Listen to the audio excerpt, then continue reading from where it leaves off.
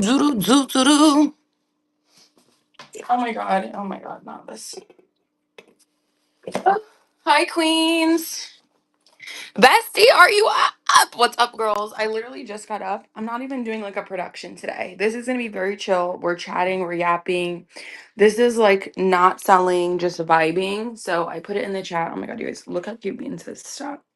He's a prince. Like I could watch him all day. Hi, girlies. Hi, Alicia. Should I get a light? I feel like it's kind of giving. Maybe if we just say fuck it. I'm sitting at my desk right now.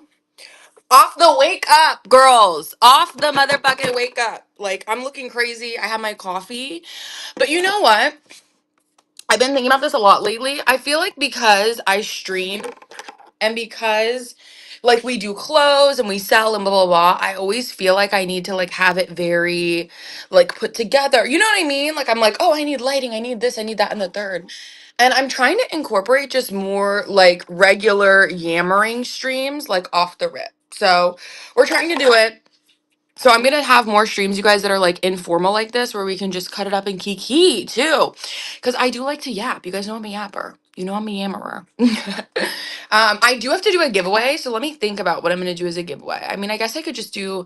If you guys have never gotten maybe some matchboxes, I'll do like some matchbox giveaways, because Whatnot doesn't like when you don't like sell anything. So I, as much as you guys will ask me to do like my streams where I'm just talking, they don't like when you just talk on here, y'all. So I do have to do some sort of a giveaway. But yeah, guys, I wanted to do like a good morning yap. We're chilling, we're vibing. This could be a seller chat, this could be just a life chat.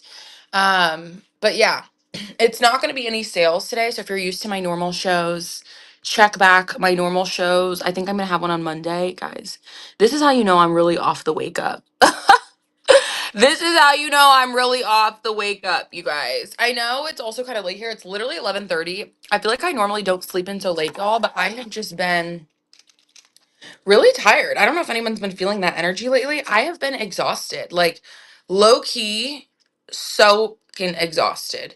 And I'm sure everybody has. I feel like it's just like the way of the world right now. I don't know why that's freaking out when my mannequin's like so close to me. Like I need to get her the fuck away. I don't know why. She's like lingering. She's a lingerer. She's a lingerer. She's in my space. That's what I'm saying. Like I've been so tired. And you guys, I'll be so dead ass with you. Woo! When you work for yourself, I feel like you just don't have the option to be tired. You know what I mean? Because it's like, well, maybe I have like bills to pay. And just like if you work a regular job, like a 9 to 5, if you work at a restaurant, whatever. I mean, we just don't have the option right now to be tired, girls. Like, is this not like the worst timing to be fucking exhausted? But I feel like this is also the time where we all are like feeling like we're grinding. So if you are in that vibe, if you are in that vibe, I feel you. I'm here with you. I feel the same way because you guys, I feel like oh my god, we're like working tirelessly. And I know that know this. We always get very woo woo in these chats because I'm a very woo woo person, period. But honey, like I feel like Cancer, or excuse me, Jupiter being in Cancer right now, it's going to be very fortuitous. Like the work is going to start paying off. So don't. I know we're tired, but I like have to believe that. Otherwise, I'm like lock her up. Take me away. Like, I was gonna make a TikTok about this, you guys, and I hope this like lands on the right side of the internet because it's meant to be funny. Don't get crazy, girls. I know people like to get up in arms, but I was almost gonna say, like, honey, it's getting to the point where we're about to marry for money, okay? A first husband can be just that. Obviously, I'm kidding, but like, yes, I'm tired. Yes, I'm exhausted. I'm girl bossing way too hard to the sun. So if you get that, you get that. If you're not one of those girlies and you can't think it's funny, that's fine. We're just laughing here. This is just a gag. We're kidding. We're joking. But yeah, I said, ooh, a first husband's starting to look real yummy. It's starting to look real good because the bitch is tired. Kidding, but like who's I know I'm like kidding, but who's asking? Kidding, but here's the application. I literally like I just can't. So I don't know. I'm hoping though that you guys are having a good Friday and that you're gonna have a good start to your weekend, you guys. I was going to have a show today and I'm still thinking about it. I just always try to like assess my energy, you guys. Sorry if I keep taking my glasses off, but then I can't read the comments. Jen, yes, but we're fucking tired, girl. I'm 28, you guys, but I feel like Again, we just grinding, boo. I don't know. And honestly, like I feel like everybody can still get this. It is just so expensive. Life is lifing right now. Like life is really expensive. I think I had told you guys, which I tried to stop talking about it as much in my lives because although I don't believe tired under 30, so I don't Jen, that's just because you out here fit as hell, lit as hell. Let's talk about it. Body tight. Like you're the goals, okay? We're trying to be like you and make sure. But yes, honey, I'm just trying to make it, okay? But I have applied for a corporate job. I'm actually in literally Allison, you're me. I always used to tell my parents I wasn't born to work, and my mom was like, "Oh my gosh, my mom's a Virgo, you guys, with an Aries moon, so she was like born to work."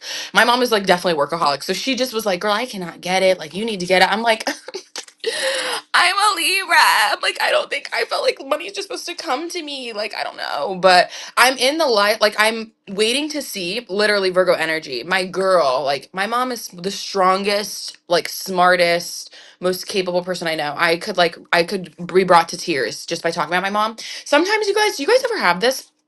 We're everywhere. Also, if you've never seen me before, hi, I'm Janae. This conversation is going to be everywhere. It's going to be 10 conversations in one. Follow along, get your coffee, and let's gap. But I sometimes get to these moods. Like, you guys will see, I have like a lot of like family photos and stuff. You probably can't see them that close, but I have like family photos here.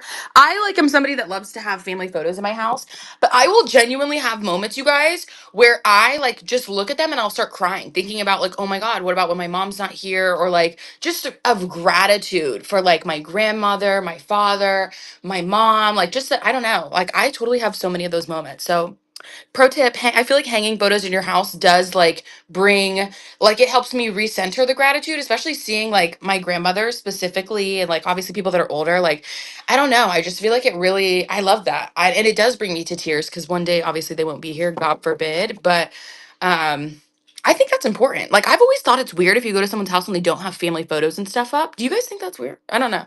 You tell me. Yeah, right. I cry all the time in gratitude, but I've heard that that's like one of the best ways to almost like express gratitude because you're moved so deeply to like tears over it. So apparently it's like a fabulous thing. If you cry over it. Also, guys, side T. I want you guys to vote on my hair. Where's my fucking iPad? Let me figure out. I want to show you guys some hair ideas. So I'm thinking about doing something different with my hair. You guys always see me with this straight bust down. Oh God, it's looking so bad right now. Off the wake up, I needed to think about this deeper. Jess, girl, what is up? Um, sorry, y'all. Let me get my brush really quick because the level of exposure is just disgusting that I just did with my hair. I promise she'd be looking much better, y'all. It's giving tentacles right now, though. Ooh, ooh, I done got online and didn't even run a brush through my hair. Yikes. Anyway. I told you guys, I'm trying to be more authentic. I'm trying to be live every day, even if it's a YAP. And I'm just trying to be myself. This is it. This is how I woke up. This is real. This is what I look like. But yes, I agree with what you were saying about like family photos and also just like the gratitude and how it makes you feel. Like I definitely cry out of gratitude a lot. Probably more than sadness, actually. Lately I've had a lot of grief just going through a breakup. I have so much change happening in my life. But you guys actually side T. I have so much to update you on personally. We've not talked about like my roommate and things like that in so long.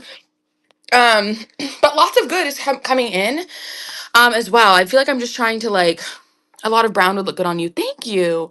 Actually, that's really sweet. Okay, wait, I was just gonna show you guys this picture. So for the hair, please vote. Please help me out. If you're a hairstylist too, like babe, please give me knowledge. Let me show you what I'm thinking. Because of course I took screenshots on my phone, but you guys are obviously on my phone. So how about is that gonna work? It's not. It's not gonna work. Anyway. But you're pretty regardless, girl. Thank you, boo. Honestly, I'm just trying. Let me tell you guys what I'm really trying to do with this so we get the vision.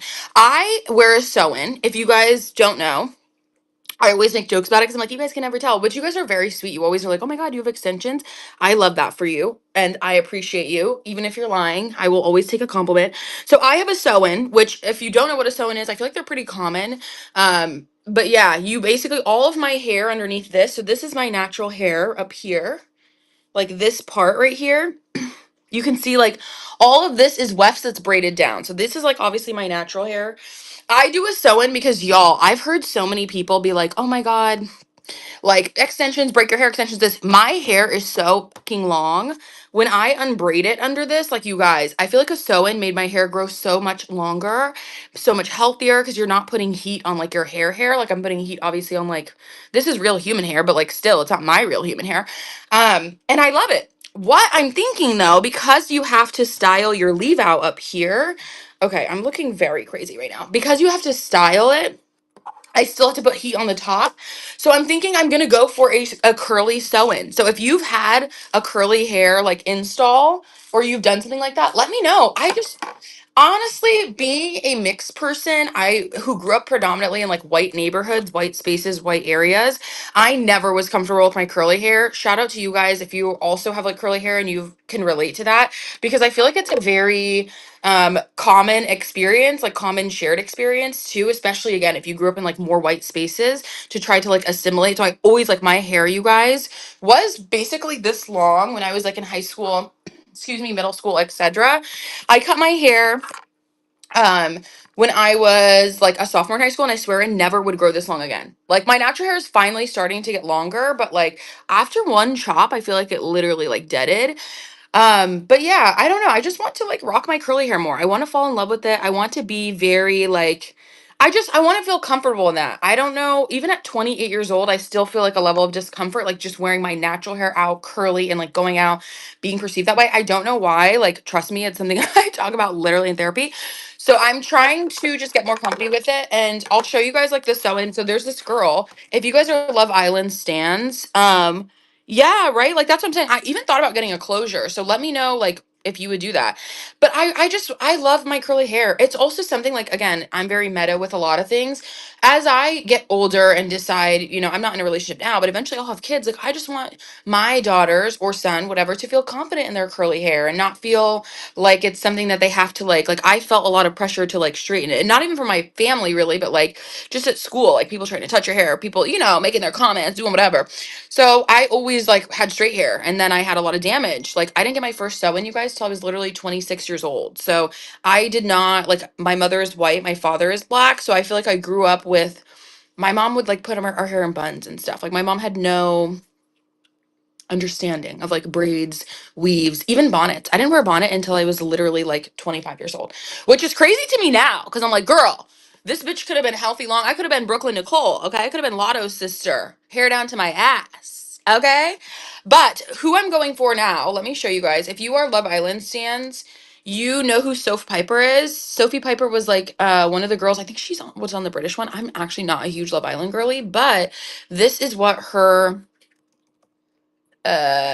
thing looks like. Doo-doo-doo. Oh my god, you guys, do I have poor connection? Please let me know. This is what her curly weave looks like, and it looks so fucking fire. I have to do this. You guys, I'm doing it. I'm like doing it. I've already found where I'm gonna source the hair. Okay, can you guys see? Hopefully you guys can see it. How cute! Like, I think that would be fire. Yes, babe, you get it. I know, I always be yapping in my shows, but this is like actually dedicated to yapping. But I'm thinking like we vote yes, right? Like I feel like that would be so cute. I'm gonna do so again, put our vibes together. Hopefully, can you guys see this? My fucking brightness. Oh, is she going the wrong way? No, she's going the wrong way. Okay, there we go. You can kind of see it a little bit better. So instead of it being straight, I feel like it would just be better curly. And I feel like she kind of gives like maybe a similar vibe to me. She's also mixed. Like, I don't know. I feel like she gives a similar vibe. This color, like, is so beautiful, but I don't really want to do any blonde. But you guys, like, look at just how versatile. Like, babe, a slay. I feel like so cute. Again, I like that color, but I don't think I would do. I don't know. I'm over the blonde, you guys. If you follow me on Instagram, you've seen I had my blonde era. Girls, when I was in like high school, I went full motherfucking like highlight Kelly Clarkson to the root. Somebody stop me. Again, a white mother. She really didn't yank me back because somebody should have said that looks crazy, girl. But I'm thinking more like this. Like this is my perfect hair. And I almost feel like this will make me feel like again, not that I don't think that I look good with straight hair. I just feel like this would look more of a slay.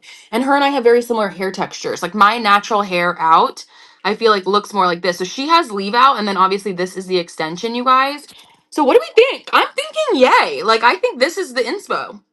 I love the hair and this is like more of what my natural hair texture looks like. Like I have my mother's German. I don't know if we've ever like gotten into it. My mother's German, so she has like very fine hair. So I have like people used to always say to me growing up, like it must take hours to do your hair. I'm like, girl, give me a blow dryer and a flat iron. I could do my hair in 30 minutes. Like I have a lot of hair, but it's very fine. So my mother's German. She has very fine blonde hair, and I feel like I got the same hair texture as her, although I have like darker, obviously curlier hair. So it really is like very fine. So I feel like it's her same texture left out, but you guys.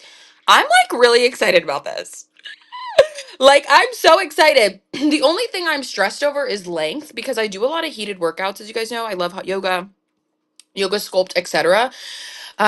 So I don't want it to be like crazy long because my girls know if you do like heated workouts and stuff, it's like it's sometimes unbearable when you're working out and you have like fucking, a long ass weave. So like a length could be good. What do we think about this length? So the other one was kind of long. Baby, what's up? We're literally voting on my next hair. So join in. Do we like this length? I'm gonna do a curly sew-in, you guys, if you're just joining. But I want to do so this length is cute. We love Hallie. We love our girl Hallie. Or I like the longer one though that Soph Piper just had. Maybe I need to go back to that. I think I might want to do the longer one. Like this is really cute. Or this length. Because I kind of like I probably wouldn't do it like way long because hers goes down to almost like her waist. I would probably keep it like right here. But I think that's cute. Yeah, right? Okay, I thought the same thing kind of. What up, Shaylee? We're literally voting on my new hair, girls. She about to have a curly bust down. I'm literally so excited. So I have to order the hair and do the whole bit, but I don't know. I really am trying to not style my leave out and stuff anymore. And I'm ready, I think, to just embrace the curls. My curly hair, obviously, if you have curly hair, you get shrinkage is very real. Although mine's more of like a curly wavy. I'm not sure what hair like type mine is. You know what I'm talking about? Like how people will say like 4B, 4C, 8C, 6C, 9C, 10C, whatever.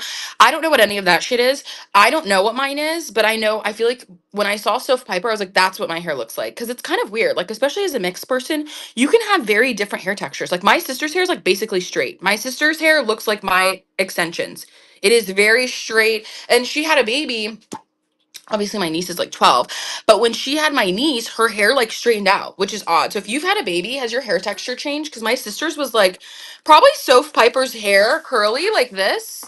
And then it started to get more wavy. And now it's like seriously like this. Like she gets out of the shower and it's like borderline straight, which is very interesting. So I'm like, ooh, that kind of scares me about having a kid because I like my curl pattern. But I do like, for example, I just love like, okay, you guys, I really think this is the move. I'm actually getting really excited about it. Because I feel like there's so many ways you can style it. Like this, I love it. I just think it will be more me. I'm excited. Anyway, what are you girls doing today? Happy Friday, Queens. I am going to go source for you guys in a minute. I have your packages. So if you ordered from yesterday's show, shout out y'all. I appreciate you guys. Um, those will be in the mail. Your girl is literally convinced that I'm going to get this shipping thing down. I don't know why Whatnot says that I ship in like 4 days. I swear I ship the next day. Okay, I'm trying, girls. Hi, Sky. Hi, Queens. Okay, yeah, my hair turned from straight to wavy randomly. That's what I'm saying. People's hair textures change like that. But when my sister had my niece, hers went from like wavy to like almost dead straight, which is super interesting. I guess there's just so many things you probably don't know about pregnancy. One of my close friends right now is pregnant with her second child, and I'm so excited for her. She's gonna have two boys, which at first she was kind of like, but like obviously I think a lot of people want a girl. I would want a girl too, like to have both genders. But we're still so excited. But she tells me I feel like all the true tea. Like it's so nice when you have a friend. I'm 28, so obviously if you're like a lot younger, you don't have to worry about this. But it's so nice when you are like late 20s, early 30s, whatever, and you have a friend that's pregnant that can like tell you the tea before it. And when it's a close friend, like they're not like, oh my God, like I just, no tea, no shade to the women. But I feel like when women are like, oh my God, it's just, I love my baby, it's rewarding. It's like, we know that, like we know those things. Wait, it says I have poor connection, you guys. Let me know if it's like laggy or whatever. But it's like we know those things. We know you're gonna love their baby. We know that you're like obsessed and blah blah blah. I want the real tea. Like, is your asshole good? What's going on? Like, like I want that. So I love when you have like a pregnant friend who's like, okay, this is really what happened. This is what's going on with my body. And we need more women like that. I always tell her, I'm like, start a podcast, start a video, like start, start doing the shit. Cause I feel like we need more like raw, real women's stories after having a kid versus it being like, especially on postpartum. One of the things I'm most grateful for when she had her first son, she was like so open, so expressive about postpartum and just stuff like that. And I know that we hear certain things, but I feel like to have a friend who's willing to be vulnerable with you until you really like the depths of how far it can go is so transformative. Wow. Wow, wow, wow, wow, wow. Again, I don't have any children, but again, I feel like we need to tell like the true gritty stories about it because it is still like a really crazy thing to go through. Like sometimes I think about pregnancy, guys, and being pregnant and all those things, and it genuinely kind of freaks me out a little bit. Like it like panics me because the thought of like I'm clearly on here, I can't answer your FaceTime, Max. Blocked. But it like freaks me out sometimes. Oh my God, no, I'm sorry. I don't mean to like fear monger either because I hate when people like on TikTok, I'm on like child free TikTok and whatever, and I hear like people's stories. And I feel like that's kind of the problem is we do hear a lot of like scary birth stories and stuff, but I'm sure I hope you have a safe pregnancy, a healthy pregnancy. I wish you all good vibes. I'm excited for you. I too cannot wait to be a mother one day, so I really can't wait to experience it for myself. Well, I can wait, but like you get what I'm saying. But yeah, I think there's probably so many benefits, but I don't think people talk enough about like after you have a baby, which is why I was grateful that she was like so honest with me. And obviously that comes with like you creating a safe space for a mother to like be able to express herself as just a human before it's like, oh my God, but you're a mom and da da da da. And I think as women, we have so much of an expectation of what it's supposed to look like. Like even me, I have a sister who's had children. I have an older sister who's had 6 children. And I feel like even I still feel very in the dark, even when you like like see it, for yourself and you see it kind of firsthand. I'm sure it's nothing like actually going through it yourself. But anyway, wishing you the best, honey. I also do not want to fearmonger at all. I hate when people like I feel like it's so stupid when people say that to pregnant people like, "Oh, aren't you afraid?" or like, "Aren't you like what do you think about birth?" It's like, "Duh, bitch. Duh. Duh. I'm literally about to pop a PUS like a child out of my put like yes, obviously. So I hate when people do that. So I don't want to do that. Rough pregnancy would be I know, see, that's what I'm saying, and I feel like having a close friend who is like pregnant now but even like through her whole first pregnancy would just like obviously again she was my close friend for years before she ever got pregnant and like when she was first married and stuff, so I'm grateful that we have that relationship because I feel like you don't know, like you literally don't know unless someone's willing to be that transparent. So yeah, can go wrong in pregnancy. That's what I'm saying, right, Cherry? Like it's going wrong, but it's just a lot of sacrifice. And that's why like yesterday we were on a whole tip when we were talking here on the live about just like men and being sacrificial to men and how a lot of men want to have a wife and a baby, but they do not want to be husbands or fathers. And I mean that by character roles, husbands and fathers. So I think that there's just a lot of sacrifice. Obviously, your relationship, your man, whatever. But yeah, girl, it is definitely, it freaks me out. I think I have also a lot of, because I was scared of labor. Oh my God. I know. I don't even like, I feel like labor, I would really have to put away in my mind. I think for me, I naturally can sometimes be anxious. Like I can be very go with the flow, whatever. But I feel like I am a thinker. I'm a planner, and I feel like pregnancy does not lend itself to that. Like you plan and God laughs, and it's kind of like, well, things just happen and like your body changes and whatever.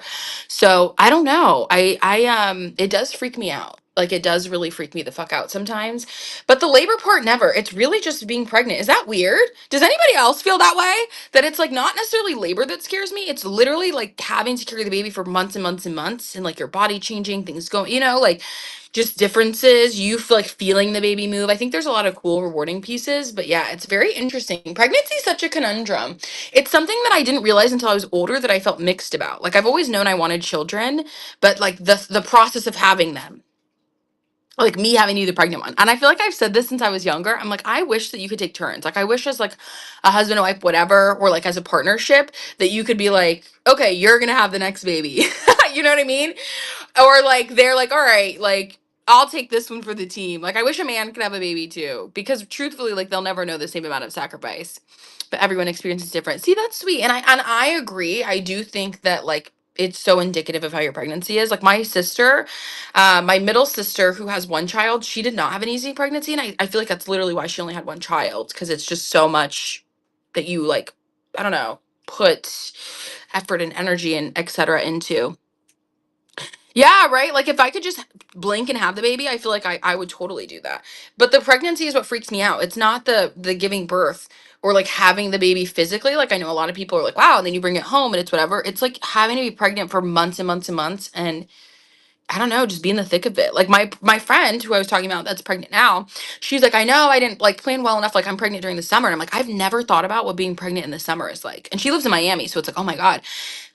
And now living in Texas, I'm like, oh my God, I could never be pregnant in the summer. You're right. I would have to plan. So I'm pregnant in the winter because it's hot as shit. I don't want to be pregnant in 100-degree weather. But those are like the things you don't think about. I'm like, oh my God, I never thought about like, I guess the season it would be when I'm pregnant. Yeah, girl, right? I'm in Dallas. Well, you get it. I mean, Texas is Texas, but it's just hot. Even now, it's like what, 11 a.m. and it's 90 degrees. Like it stays that way until like 9 p.m. too, which is crazy.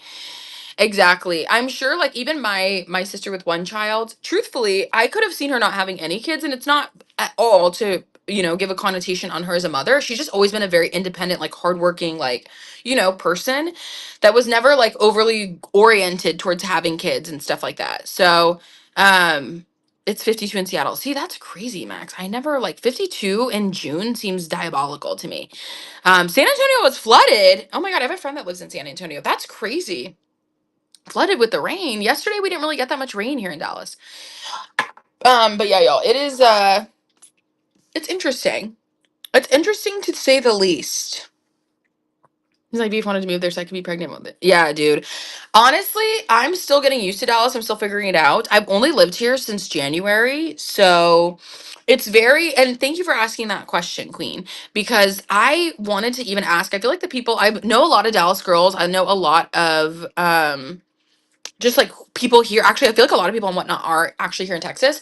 I like Dallas. I just feel like maybe because when I first moved here, like in the ways and the situation and how it unfolded, maybe it's not giving it like the fairest, justification yet. So I'm still figuring it out. I'm still figuring it out. It's only been about 4.5, 5 months of me living here.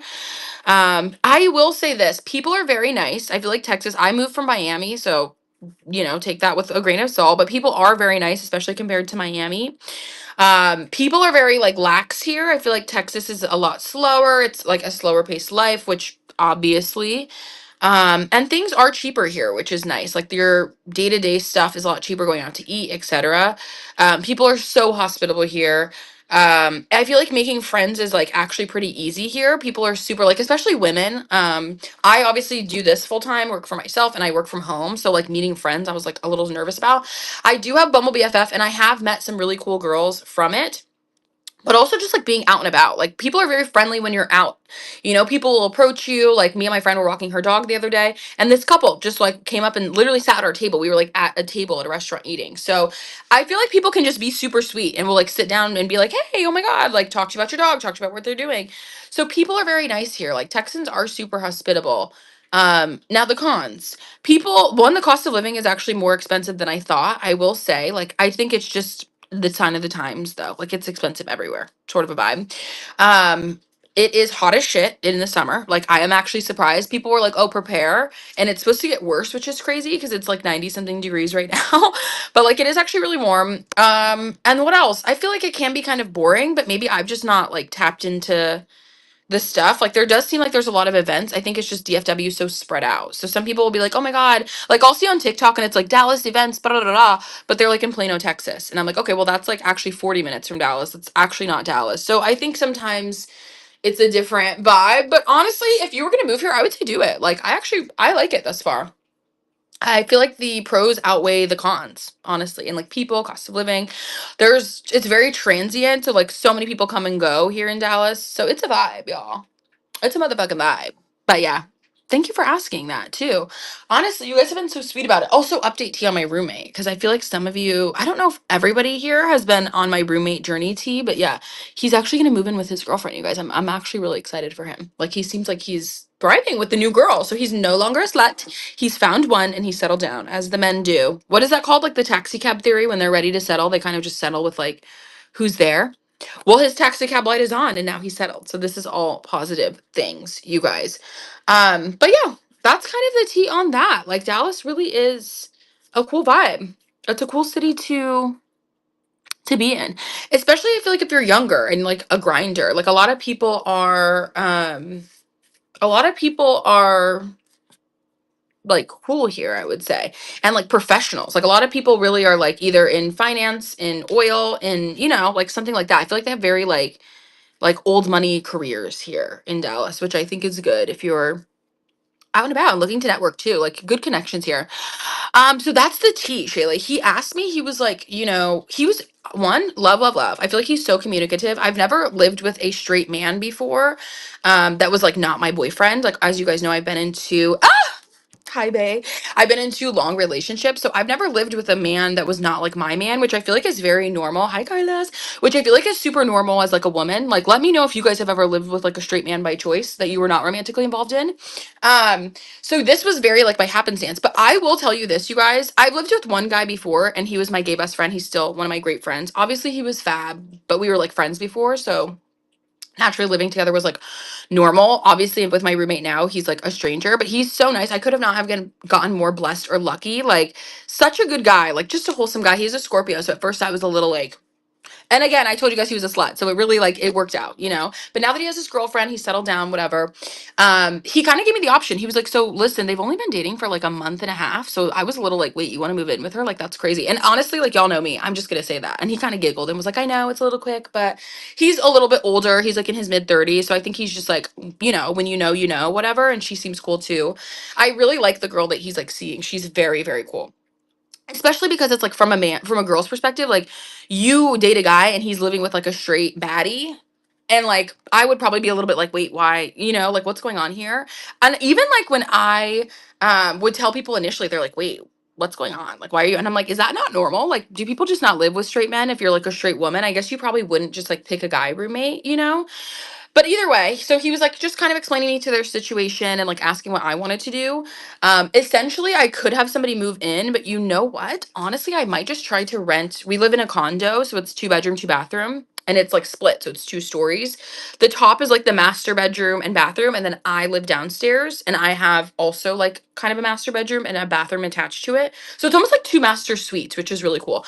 But I might rent the whole thing, you guys. I might just move upstairs when he moves out and then use this room as my office. I don't know if you work from home. I literally hate working in the place that I sleep. Like, you guys, I work in my bedroom. Like, this is rich girl right here. And coming from like, and it does not work for me. It does not, like, I don't like that. I feel like creatively it makes me feel very pent up. Like, I'm at the place right now where, yeah, no work-life balance. And I just think mentally it does something for you. Like sometimes I literally just have to leave my house to go drive because I'm so in this room, like so in this room all the time because I sleep here, I work here, I sew here. I like it's a lot. So I need like an office. So God bless, God willing, if God, ordains it, I'll be able to do that and just do the whole place. And then I could live by myself, which is ultimately what my goal is. Like, obviously, you guys know I went through a huge transition. I broke up with my partner of a long time. So I had to move kind of quickly. So living with a roommate was like not, thank you, booze. Living with a roommate was like not on my agenda, but like I had just moved to Dallas literally within a month of moving. We broke up, so it's like I kind of just had to like make moves. Like, again, a girl's got to do what a girl's got to do. So I don't know, now it's time to like, my goal was always to live by myself. I loved living alone. I lived alone when I was in college. Like, I've always lived alone when I wasn't living with like a boyfriend. So it kind of worked out serendipitously. Like, I was like, okay, wait, this is actually crazy good timing because I wanted to move in September to live by myself anyway. That's my birth month. I feel like that was like enough time from my breakup to like save up, do the things I needed to do. Because obviously, y'all, moving twice in a month will drain your bank account. I'll let you know that now. Like, I moved from Miami to here and then in Dallas moved again within a month. So it's kind of like I needed to like sit, get myself together and figure out like, okay, what do we want to do? What do we. So yeah, it's kind of crazy because I feel like it'd be such a blessing because then I wouldn't have to move out. Like, he would just move out. And like the best part is all of like the furniture and stuff downstairs would stay and I could just change out the things. Like, again, he's just so cool. He's very communicative. I really could not have gotten a better like roommate and living situation. So I guess this is your sign. Maybe take the non-traditional path. A lot of people in my life, when I said, thank you, Shaylee, like when I said I'm gonna do this or like I'm gonna do XYZ, like I cannot tell you, you guys, I had several, my own parents, close friends be like, you just need to move back home. Don't do it. Why would you live with a man? Why would you live with a stranger? Do what the fuck you know in your mind to be right. Like I knew that moving back home and living with my parents in North Carolina in kind of like BF nowhere would just be like a step back in a different way, you know? Like I knew if I bet on myself and I grinded, I could continue to like do what I needed to do. And even if it meant like so many people are trying to like fear monger me that like this man's gonna like murder me. And I'm like, honey, just do a background check on him and make sure he's not a weirdo. Like, I don't know, you know? So I'm grateful. It worked out way better than I could have imagined. And for that, I say thank you to the universe. I say thank you to God. I say thank you to everybody. I say thank you to Allah. I say thank you to, you know, whatever's meant to be will be.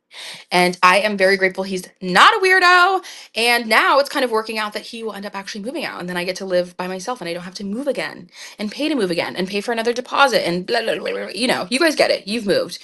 So manifesting, manifesting, manifesting. Another thing I'm manifesting, I'm saying I'm claiming it. It is my job. I'm in potentially the last round. I've done 2 interviews for this role that I really want. So yes, I will be going back to the corporate world. Sue me, mommy needs health insurance. And obviously I will still have this. I feel like a lot of people have asked me even in my life, like, so you're gonna quit rich girl? It's like, no, babe. But I'll be very transparent with you guys. And we've talked about this kind of before here. Doing your passion as a full-time job, like monetizing your passion, especially monetizing yourself in this way. Like, yes, you guys love the clothes, but I feel like a lot of people come to me for my personality and da da da. Like, at the end of the day, you watch a stream to buy clothes. You know, if you wanted to just buy clothes or thrift, you could just do it somewhere else online where you're not having to like watch someone do it. So a lot of it's predicated on you and your personality. When you monetize that, I just never want to feel like I have to like show up and be like, all right, guys, hi, like, please buy the clothes, blah, blah, blah. Like, I think there was just, I'm grateful that I stepped out and I tried it. And I don't want my livelihood to be based off of this. And I think a lot of people with Whatnot, like so many people in my chats, so many people I see on TikTok and other people's TikTok comments and other people's chats will be like, how do you like make it? How do I do this full time? Da, da, da. And it's like, just consider if you really want to do it full time. Like, it is a full time grind. And so is a job. So is a corporate job. So is working at a restaurant. Like, the grind doesn't stop. We live in America at the end of the day. It's a capitalistic society. But I think you need to weigh the pros and cons. I was so ready to leave my corporate job after doing Rich Girl on the side for over a year and a half. I was so ready to only have one job. Obviously, I had a wonderful partner who could support me emotionally, spiritually, financially to be like, quit. Like, my boyfriend told me to quit for like almost a full year. It was like, quit, just do your job, whatever. And I was just so like hell pressed to not do that yet. And I think you don't think about like the all the little things that come into it, like health insurance or like having a 401k. I'm a huge investment girly. So like having an investment profile that you can pour into every month because you have like extra income. Like my business was extra income and my salary paid for my life. Now it's kind of the opposite. And again, I don't regret like taking the leap. I feel like it's a huge building of like self-trust to finally say like, I'm going to bet on myself. I'm going to do something I've always wanted to do. I'm going to, you know, like take the leap and just step out and try something and do something and really like take action behind it. But yeah, if you want to do this full time, just know it is a grind and just know to be very profitable to where you could pay for all those extra things just out of pocket as entrepreneurs do. You really have to be very profitable. Like, I would almost be curious if there are other sellers in the chat, like give your experience, but I do love it. I will continue to do Whatnot. I'll continue to have my same shows, etc. I just do not want my life, like my livelihood, to be based off of it. And I think that I've been on Whatnot for 6 months now. I feel like that decision came a little bit quickly on, but like, no, not bad or good, you know? I think there's just a lot that you can learn from it. Like, so if you guys do have like Whatnot questions, seller questions, I'm happy to talk about it now. Again, this is just like a yapping live. Oof. Mama need to fix her hair, baby. But yeah, I think that's like important. And that's something I've actually been talking about on TikTok a lot is like one, entrepreneurship, and also like going to from corporate, transitioning into an entrepreneur and then transitioning back. I feel like not a lot of people talk about what it's like to go back, you know what I mean, to the corporate world. So I feel like it is an interesting dichotomy, but like entrepreneurship's not for everybody, especially not full time. Like, bitch, they're lying to you. They're lying to you. The people that are like, "Ugh, just do it, blah, blah, blah." Honey, then do this. It's not for everyone. It's not for the weak. That's what I'm saying. And I really love it. Like, trust me, I love going live. I love talking to you guys. I love kikiing. I love selling clothes. I love fashion. Yes. Yes, yes, yes. It's all about personality. It's all about showing up consistently. But that is the thing. When you are predicated on making money on here, because again, this is my full time job. Like, I'm a human just like everybody else. I think sometimes, even with like content creators, we get into this very parasocial mentality where it's like, they're doing this, they're doing this for fun and they put out fun content. No, babe, it's a business. It's a business. Like, social media is a business. And I think it's crazy when people try to like project different things on them. Like, it's like, honey, that like this is their job. Like, they're posting all this sort of shit because it's their job. Obviously, with live stream, it's a little bit different because I come on live. It's not edited. It's not boiled down. Like, what you see is literally what you get. Same with the clothes. And I enjoy that. I do think live streaming takes a very specific personality. And I'm sure you guys have seen it on here as well. Even in the people that you watch, even in the streamers that you see, there's a very, very wide range of streamers, especially here on Whatnot, because you're selling. Some people just, yap a little bit and put a shirt up and they let the timer run and it's silent and they play music and that's it. Some people are like me. I feel like I fill every fucking second of a live with yapping because I am a yapper. At the end of the day, I like to talk. I don't like lives where people don't really speak. I feel like it's uncomfortable. And I just feel like I like to spill the tea with my girls. But does that make it easy? No. So many people have said, like, even in my personal life, or will like just make little comments like, oh, I know you love what you do. It's probably so much easier. Like, you just get to thrift and like, be on live for a living. It's like, honey, this is draining. Like, I think a lot of people think Whatnot is just going to be like, okay, you get on cam and you yap and you sell clothes and like that's it. You are doing it for hours a day, several times a week. You're facilitating the conversation. Like, as much as you guys are able to engage in the comments, which I always appreciate. I love, love, love. I feel like my comments are always flooded and the chat is always lit. Thank God. It makes it so much easier. But when I first started, you were talking like to yourself for hours, basically. Like, I would have 5 people watching me, 6 people watching me, 2 people watching me, 1 person watching me. And you have to keep going. You have to keep going. You build, build, build, build, build. But the first like month of shows are all ass and you just have to suck it up. I went live for the first 3 months. I would say like 4 months. I would say the first, I think it was 4 months, like 3 or 4 months, whatever. I was live 3 times a week, every time for like at least 2 hours. And I just committed to it. Like, that was literally it. I will say, I feel like I got very blessed early on. And I do think it is because of my personality. And again, filling the room, filling the chats, like continuously talking about myself, those sort of things. I feel like helps people engage. Like, it's always harder if you are uncomfortable and you show up and you're not really yammering and you're kind of just like, again, showing the pieces and like letting it live. Then I think it will be a lot harder for people to want to stay in your shows, watch, feel comfortable enough to comment in the chat, etc. So I do agree, it is definitely not for everybody. And that's, I feel like, what I'm trying to preach a little bit more now. When I was first doing like seller chats and yaps and whatever, and I've gone into like several different seller chats for other people, I realized how I feel like that needed to be said, like how you kind of need to say, like, it really isn't for everybody. Like, you can try it out and Whatnot may not be for you. At the end of the day, it is live streaming. There's so many different platforms that you could like promote your business on. Maybe it is more of a lane to stay on, DFlop and eBay and whatever, and just promote your shit via TikTok instead of like going live on here. So I feel like there are different realms. You just kind of have to figure out what works for you. Like, for me, the cross listing all the items and doing all that shit, it was so hard for me to be consistent in. I hated it. I hated taking pictures and measuring and doing everything and listing it and like whatever. So when I found out about Whatnot, I was like, okay, I could just sell this and like get on. All I gotta do is go live. Oh my God. Honey, I was like in here like swimwear. I was so ready. And I feel like, again, indicative of your personality. But like, if it's not for you, know your strengths and let it not be for you. I feel like one of the most powerful things you can learn as a skill, as a tool, whether you're in the corporate world, whether you work at McDonald's, I don't give a fuck, is pivoting. Learn when to say, this is no longer serving me and I'm gonna do something different. Like, that's one of my, I feel like, biggest strong suits. And when I was younger, I used to think it was seen as like a negative because I was a professional job hopper in my corporate career, you guys. In 5 years, I had 4 different roles, but that helped me accrue my salary to up to $115,000 in 4 years. From graduating college and making 40K at my first job to making 115K. Leave that motherfucking job. Leave that job. Leave it. After a year, find something else. I'm so passionate about that. And I know some of you guys are like, oh my God, this girl. No, literally, I'm so passionate about that because no job is going to increase your salary that way year over year.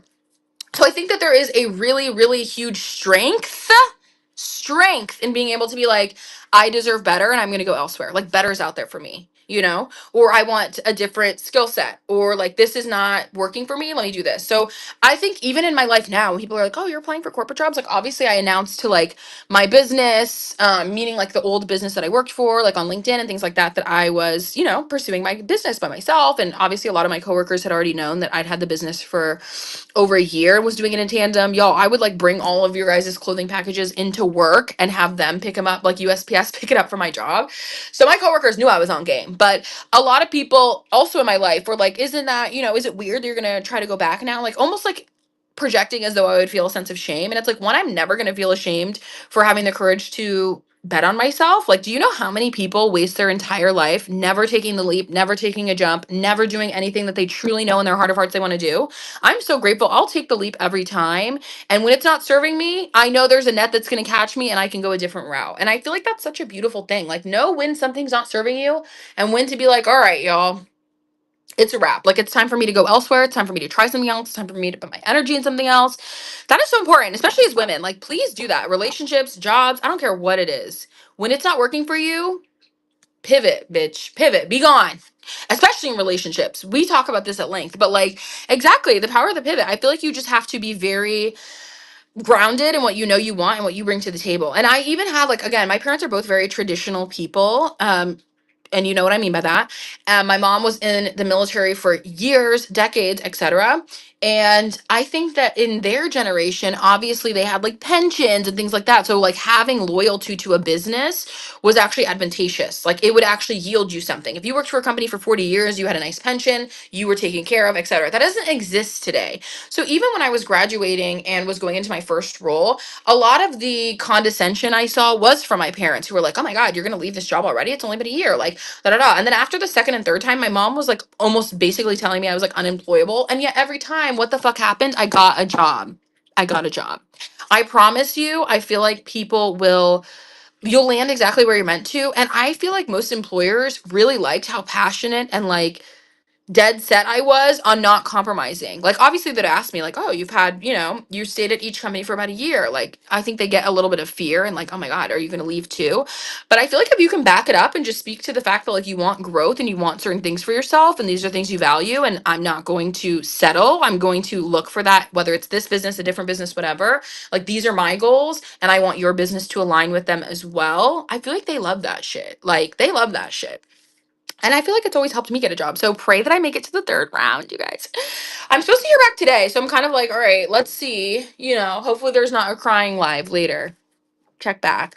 But yeah, everybody cross your fingers, cross your toes for me. Say a prayer to whoever you believe in. Manifest that shit for me. The job is mine. The job is mine. That's what I keep saying. The job is mine.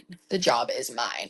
But yes, when I do, when, not if, when I do get the job, that would enable me to rent the whole place out. So I feel like it'd be kind of like two storms at once. So please, hi. So please manifest that for me. But yeah, if you guys do actually have like whatnot inspired questions, I know I like went on a corporate rant because I do feel very passionately about the corporate world and just things like that. But I do, if you do have whatnot questions, I am happy to answer them and like give you guys my perspective. Not that I have like this crazy perspective of it, but I do feel like there are, I guess, helpful things. And I know a lot of people, I feel like especially now, are starting out on whatnot, which is so interesting. I feel like because of the rise of like the TikTok ads and stuff, it started to proliferate, which is fab. I think more people on the app is great. And we need more sellers. Like we have such a high volume of people coming to the app just to like shop that I'm like, oh my God, we need more people to sell. And yeah, I'm even now, like, I think my biggest thing though with selling and whatnot is you really have to have inventory. That's my Achilles heel, just being transparent as shit as a seller. If my OG girls know I hand source everything, so all of it is like handpicked by me, etc. You guys, I literally like it is exhausting. I feel like unless you have like a wholesaler, unless you have people that you know, maybe you have an in with like estate sale people, maybe you sell modern clothing and you raid your friends' closets and like just resell it for them and you like make commission or something. I saw Holy Thrift did like a video on TikTok about that, which I thought was really good. Shout out her. I love Holy Thrift. It is hard to keep up with the volume because you mind you, when you see the sellers that make a lot of money on here, but obviously they have like hundreds, if not more, of items that they're selling. So it's a volume game. Whatnot is a volume game. Hello, boo. So you need to make sure that you can keep up with the volume. You need to make sure that you have the inventory to satiate that volume, and the demand of the volume. And that is transparently very hard, but not impossible. Not impossible. I love you. And I think that that's like something that needs to be talked about more. Like it truly, you do have a lot to keep up with. And if you're going to hand source, honey, it will be probably, it'll become the bulk of your work, which is what's happened with me. So take that with a grain, take that with a grain. But just know it is very rewarding though. I feel like sometimes I can talk about the negatives of whatnot, but there are a lot of positives. Obviously, you like can make your money right away. It's very quick. You get to sell through your inventory. There are a lot of like good pieces to whatnot, and good incentives. But yeah, I think for full time, if you were to do this full time, you would have to have like a wholesale plug and really be able to like thug it out. Or you'd have to have a lot less shows and then just like some people I know, for example, at least I'm eating now, Angelica, she only does like one, maybe one or two shows a month, and then she basically like sources the whole month and just has two big shows. Now my anxiety could never let me do that because obviously I have to pay my bills, and if you don't make your money in those shows, like I feel like I would be panicked. So I prefer to do smaller shows throughout the week and just be more consistent. Like I'll be on here more frequently. I should say more consistent, more frequently, because she's very consistent. um but I think that that is something to think about. Like it is something to really think about. And 1,000% queen, I completely agree. For Y2K you do need wholesale, and the people that you see being very successful in the Y2K category, like the top girls, Bloomy, Costura, Wonder Mel, Busy Lady Baka, who else, One Sick Kitten, Backstitch, etc. I feel like they all have wholesalers. Backstitch doesn't. She just goes to the bins every day. And I just refuse to go to the bins. I'm sorry. I can't be fighting people. You guys know how I feel about it.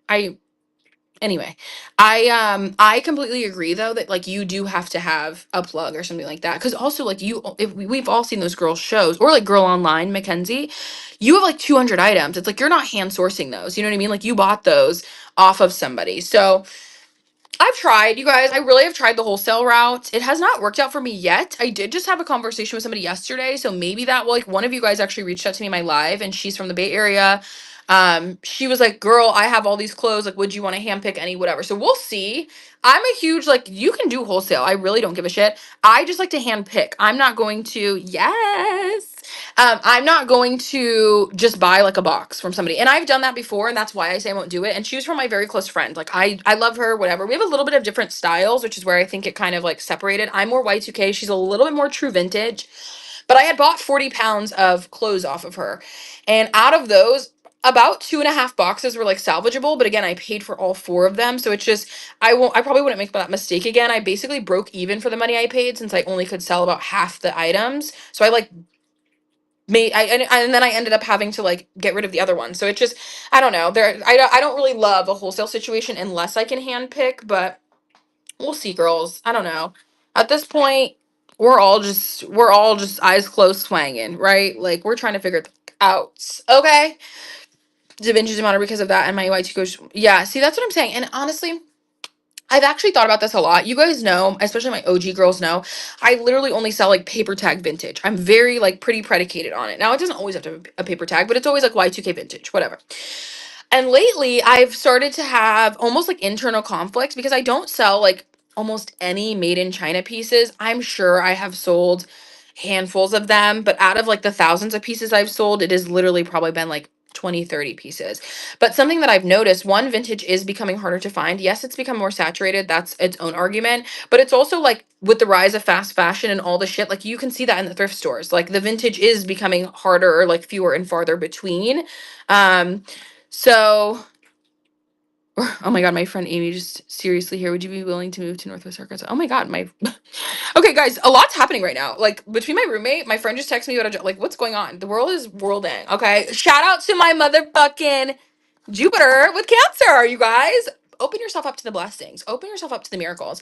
But anyway, so I'm kind of like, what does that, like, I don't really know if I want to make that transition with my business, I feel like you have to decide that. Like, I always have been a very vintage girly. Like, all of my clothing is vintage, literally. I started this business because decided I wanted to change. I used to be like misguided, Princess Paul, like all the shits, naked wardrobe. I used to wear all the things. I was never really a Shein girl. I do like the quality, like, meaning I like quality clothes. So I never was like overly into Shein or things like that or like Fashion Nova, but I did like Misguided was my okay, Misguided and Nasty Gal, because I love Sophia Amoroso. Nasty Gal really used to get my money. Okay, girls, it was bad. But once I transitioned, I was kind of like, okay, and that's how my business started. I was like, okay, I've been thrifting. I basically replaced my whole wardrobe with thrifted clothes. I became very passionate about it, but then obviously I couldn't dictate how I was finding things, like the size, etc. So my parents were like, oh, you should start selling it, put it on eBay. And now Rich Girl Vintage is born. RGV is here. But I have realized that the way that I'm sourcing by just going to the racks, etc., if I only did vintage, I mean, you guys can see to my shows, I only literally have like 20, 30 items a show. They're not very big shows. Whereas before, when I lived in Miami, I used to have so much more. You guys, the thrifting in Miami, I miss it daily. Don't get me started. Don't get me started. Because even like the bins there is just so much more chill. It's crazy because it's a huge city and you would think it would get crazier. But like when I was there, I feel like it was just so, I would go in the morning. It was like peaceful. Like the aunties were out. Like that was it. And even like the thrift stores themselves, I could go to a thrift store and find like 20, 30 items. Here it is very much, you're going to go to a lot of separate thrift stores. And mind you, I live in DFW. So you're like driving to all these, 20, 30 minutes, 20, 30 minutes, maybe an hour. So it's just a lot more tedious. And I guess I'm trying to figure out, would I open myself up to selling modern? Would I open myself up to selling like not necessarily true vintage? So maybe it's just like made in China contemporary pieces or like 2010s and above pieces. So it's not real vintage. I don't know. It's honestly a dilemma, you guys. I really don't have the answers there. I feel like knowing what I like and what like I wear, I really would just stick to vintage. But I'll be very honest with you, it's not sustainable in the way that I'm doing it right now. It's not sustainable for me, just like with burnout, with being tired, being whatever, like having to like keep both ends, but also like financially, it's not sustainable because I have a lot of small shows, which is good. But I do, when I first started, it was doing like the 3 times per week and I was live 3 times a week, and I was mainly sourcing from like the bins and the thrift stores in my area in Miami. I had much larger shows and made a lot more per show. So I feel like you kind of do have to do a mix. So if you're going to hand pick, unless you have like wholesale, I feel like it would be a little bit different. You know what I mean? Exactly. I feel like you do have to find the right audience, and that's why curated shows are so good. And I really like, my goal is to get back to them. I just have not like transparently. Y'all know I'm gonna always be honest, but I have just not been able to source enough inventory to have a curation. Like obviously I'm buying the inventory that I find like when I'm out and about and whatever, but that's not always curated. Like obviously you guys see, I'll have mixes and it's like some cottage stuff, some Y2K stuff, some this, some very stuff, etc. When I was sourcing from the bins, it was so much easier to do shows that were curated because I could get 40, 50, 60 items in one thing. And mind you, I do that like day over day over day. So you have way more inventory to then, okay, how can I sparse this? Maybe make it into this show. I'll do a boho edit. I'll do this. When you have less clothes, it's harder because I don't want to have a show with 10 pieces. You know what I mean? Although I have seen some girls do, I'm like using my computer as a light now. But I have seen some girls do like small shows. Have you guys been seeing that lately where it's like 10 items? Um, it's like 10 items and what is it? 10 items, 10 like an hour or something like that. 10 items for an hour. Okay, cool. I'm like, yeah, Macy, I feel like I've seen it lately where people are starting to do like less items and smaller shows. And I feel like I've kind of been on that wave a little bit too. Like again, my shows have always been small, although I do end up yapping for like 2 hours after my show. But yeah, stuff like that I like too. I think it just depends on your cadence. That's like the cool thing. Yeah, I've seen that. I've seen a few girls do like 5 items 30 minutes or like 10 items 1 hour and then they just cap it and it's like a very set show. Which I think is good too. But again, it's like never a guarantee that things will sell, which is also like another huge whatnot thing. Nothing is guaranteed to sell, bitch. You may have something that you're like, oh my God, this is fire. Okay, this is fire. Like I would buy this 10 times over.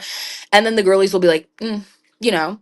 But that's also something I will reshow things. And my OG girlies know I will reshow it to death. Like if I purchased it and I have faith in it because I hand source every piece, kind of love that for for one day of the week. That's what I'm saying. I feel like it would not be bad to do like a little. I think the girlie I'm thinking of, it's Angelica, and she did it for like an hour yesterday, the day before. But I think she does like a weekly hour sort of a thing, and then she has her bigger shows. And it really is a good idea. Like I feel like it's a good little it was like a little power hour vibe. But yeah, I think that you have to just commit to it. Like I hate when people are like consistency is key, but it really is true. Like you kind of just keep throwing spaghetti at the wall and see what works. That's what I've done. I've just thrown spaghetti at the wall. Kept showing up. Some of them are yammering sessions.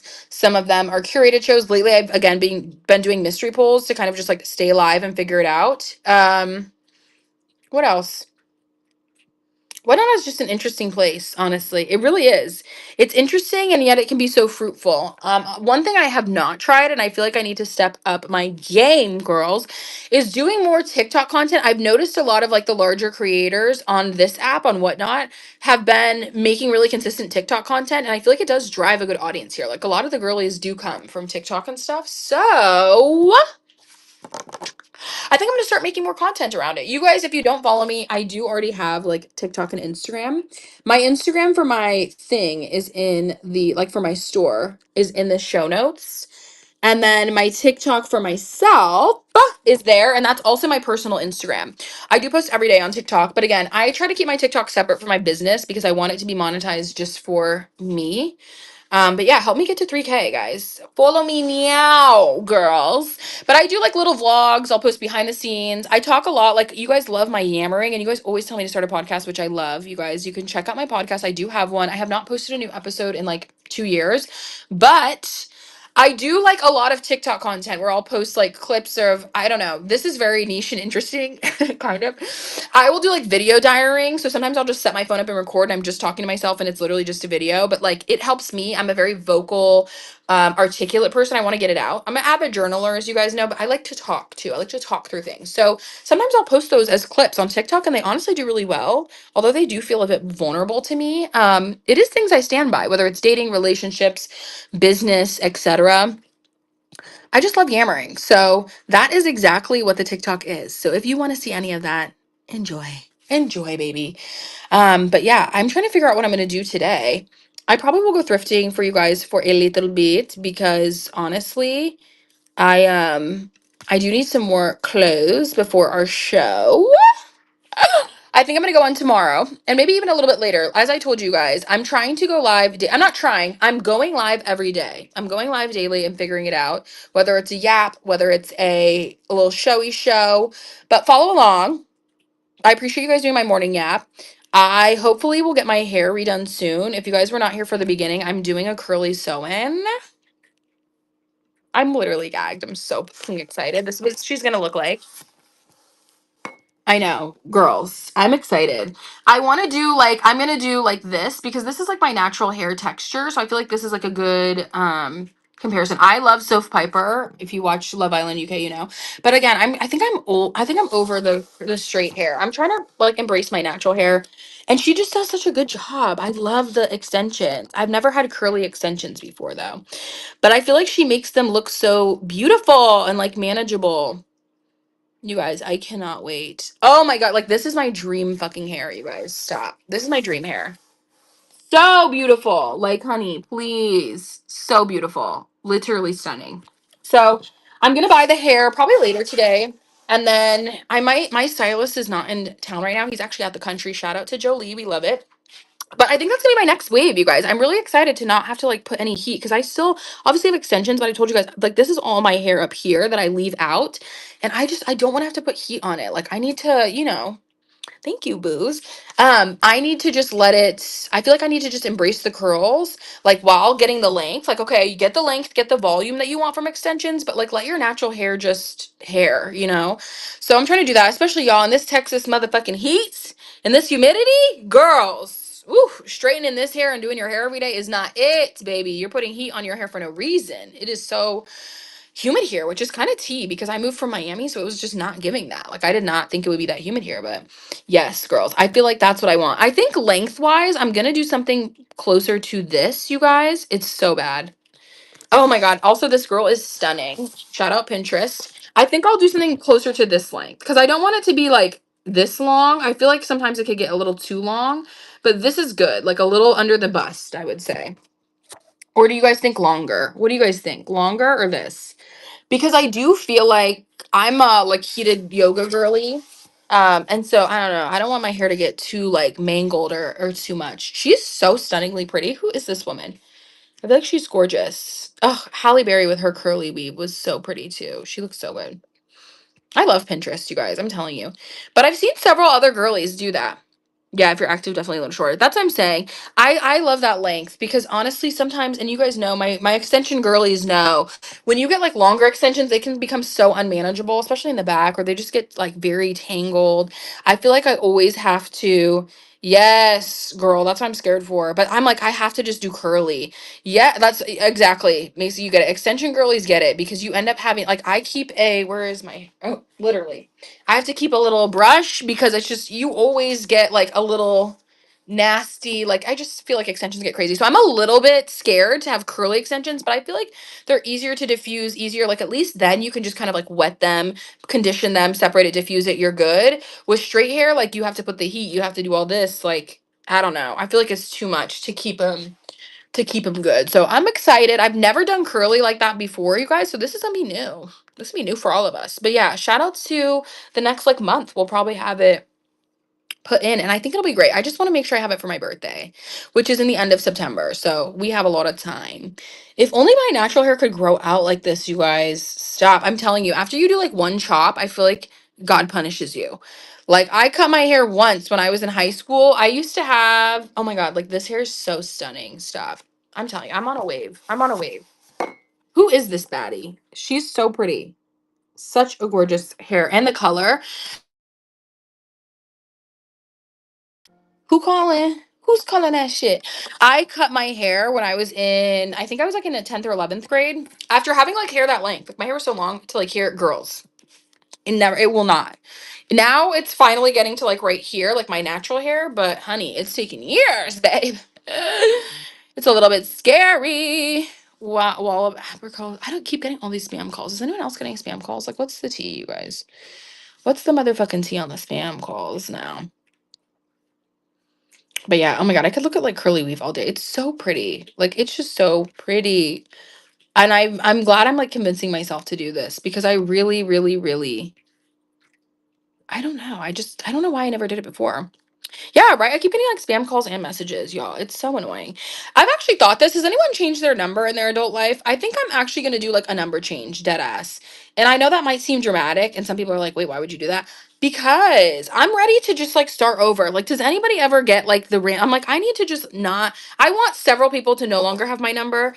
And I feel like sometimes you just need to clean the slate. Like I feel like it will be such an energy like cleanse. Like, have you ever looked through your contact list? There's so many random numbers. I feel like it's so like random of just people you never talk to, people from high school, people like random coworkers, like just random people that still have like their name in your phone. And it's like I'm ready to just have like start from scratch and literally just have the people that I truly care about like have my number. Exactly. So many people you never talk to again. And I thought like okay, you could just go through like my sister's like, you could just go through and delete them. And it's like, but they still have access to me. Like, I don't know. I feel like sometimes I just want, like, it's almost more energetic than it is like, oh, they still, they still have my number or whatever. It's like, no, I feel like you just sometimes need to cut and cleanse the energy. Like, I feel like that's such an energy cleanse to be like, I got a new number. I just have my family, my friends that I know and are close to, like, all these random extraneous people and men and like things that just don't serve you anymore. It's like, cut all that shit off. Like, you guys don't need any access to me. Also, randomly, my number is a 720 number, which is Colorado, and I got it in Orlando, Florida. And yet every time people are like, oh, you're from Colorado. I'm like, no, I'm literally not. I don't know why. So I think I'm going to actually do that soon. If you had gotten a new number recently, let me know if it was easy or not. I'm going to just try to go to T-Mobile. That's where my phone carrier is.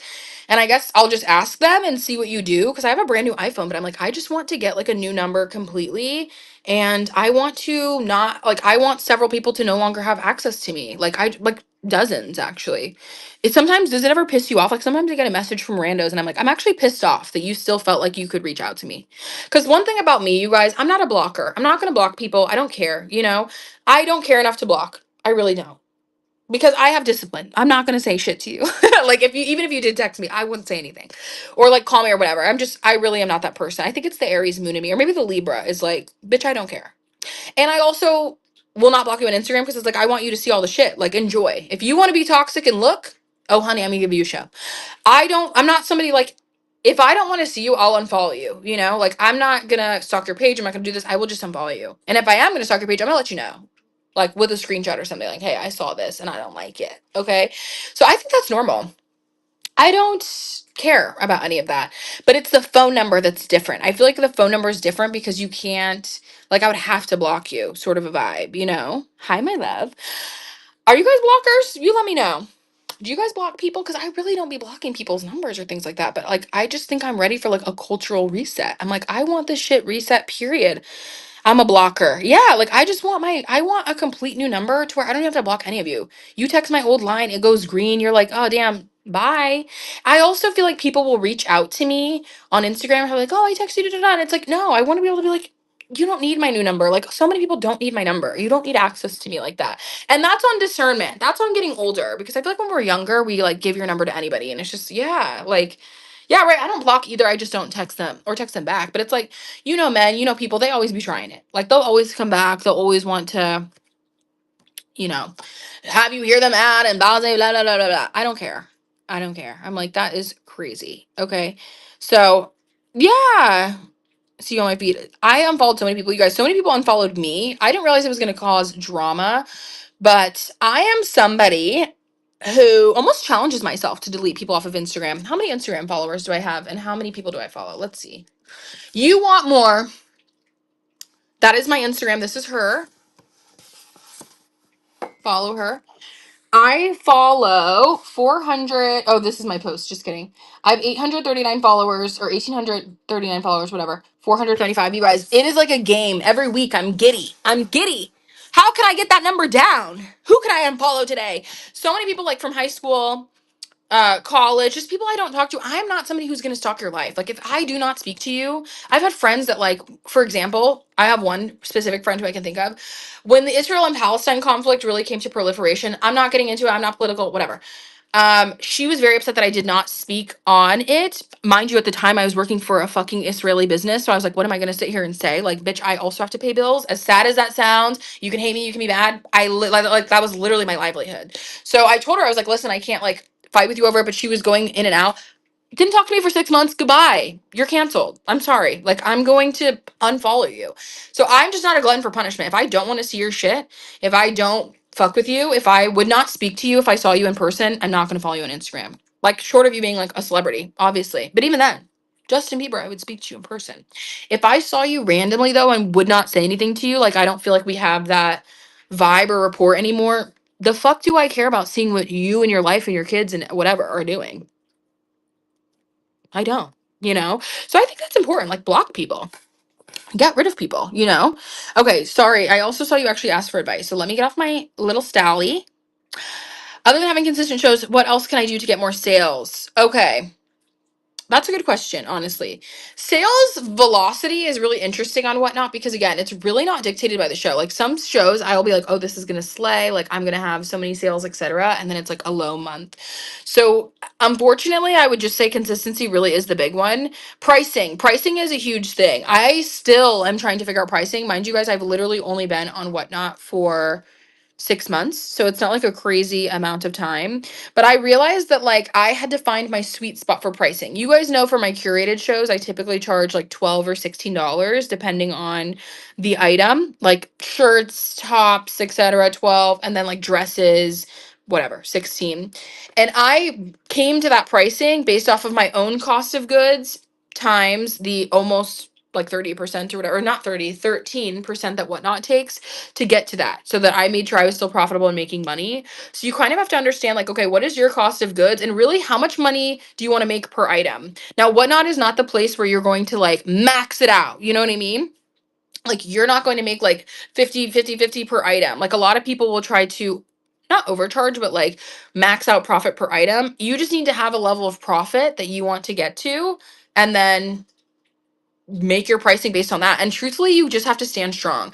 I have had plenty of shows with my pricing where I just did not make the money I wanted to make because whether it wasn't the right customer base or whatever the fucking fact is, you have to keep going. And that means showing the same items. I have had, yesterday I sold this dress. I'm going to give you guys a perfect, it's not feasible. The $1 to $5 shows, I literally wish that people would stop that, because I said this yesterday in my live. I feel like Whatnot is starting to get into that territory, especially in the Y2K category, where that's all you see. And there's no longer these cute, like more boutique style brands like mine. It just becomes a fucking like free for all. And I think that they just want the UX of the app to be very gamified. So it's like, all right, you're swiping, we're engaged, whatever. And I think that's why people do the dollar. Like, I get it. But I don't really think that it's, oh yeah. And I'm the same way, literally. And I don't really think that that creates a space for the others. But like, again, that's kind of like the usership that I think Whatnot wants. Like that, I think that that's why you see all of the sellers that do like $1 shows, $2 shows, $3 shows, whatever, are typically big creators. But again, you see, exactly, you see how they source. They're at the bins all day, which is hard work, which is a lot. I will never shade them. I'll never say that that's not, because that, like, again, you know how I feel about the bins. It's diabolical. But that's why they're able to charge that. And I think a lot of people, it's really just psychologically, it's like a psychological game. Like, you say it's $1, knowing damn well that's not going to sell for $1, but you advertise it as like, oh, I'm running it for $1 and whatnot. I'm running it for $1. And then people bid it up, and it ends up probably selling more than you think. Now that audience has to be built up. I think those people can take those L's initially when they're starting, because they are sourcing from the bin. So maybe you spent $30 and got 60 items or something crazy or whatever, but it makes sense to you. You can take a few L's, build up your audience, and now you're known as like $1 show. You run everything for $1, whatever, and your audience grows, your audience grows. So eventually it does start to make financial sense. I think you just have to take the L's initially, and that is, in my eyes, if you are literally only sourcing from the bins.